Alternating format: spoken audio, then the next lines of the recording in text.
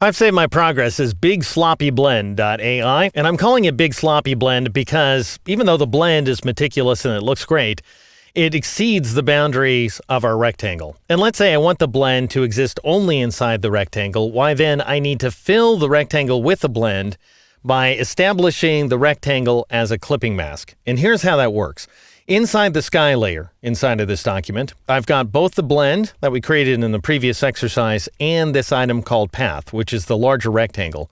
In Illustrator, the mask has to exist on top of the stuff that it's masking. So in other words, this path has to be on top of the blend. So I'm going to go ahead and grab the path and move it on top of the blend like so that it's in front. And then I'll go ahead and meatball the path and shift meatball the blend in order to select both objects. This is a pretty simple operation once you understand the mechanics. You go up to the object menu, you choose clipping mask, and you choose this command right there, make, which has a keyboard shortcut of Control-7 or Command-7.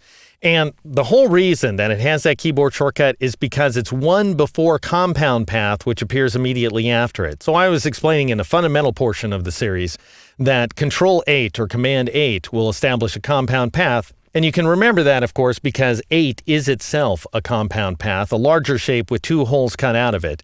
If you remember that the clipping mask comes right before it, then you can remember its keyboard shortcut Control-7, Command-7 on the Mac, and that goes ahead and creates this clipping mask right there. That is, the blend is clipped inside of the rectangle. And notice over here in the Layers panel what happens. I'll go ahead and collapse the Gradient panel for a moment by double-clicking to the right of the word Transparency. And then down here inside the Layers panel, I'll twirl open this group. So Illustrator automatically takes the clipping mask and the stuff that it's clipping and puts it inside of a group. So just kind of a safe container. If you go ahead and twirl the group open, you'll see that you now have this item, and I'll go ahead and expand the panel so we can see the full name. We've got this item called clipping path. Where the thumbnail is concerned, everything inside the white portion of the clipping path is inside the mask. Everything in the gray area is outside of the mask and therefore clipped away. And then anything below is clipped. So in our case, we've got the blend item that's clipped inside the clipping path. We might as well, as long as we're here, take a look at how the blend is put together.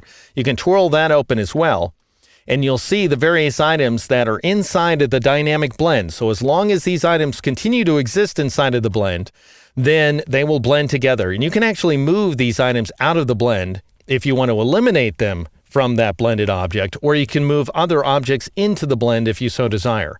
Anyway, we've got this first path right here, which is this vertical line, more or less, and if I meatball it, you can see what it looks like. That's the path of the blend, and we'll be taking a look more at what that means in future exercises.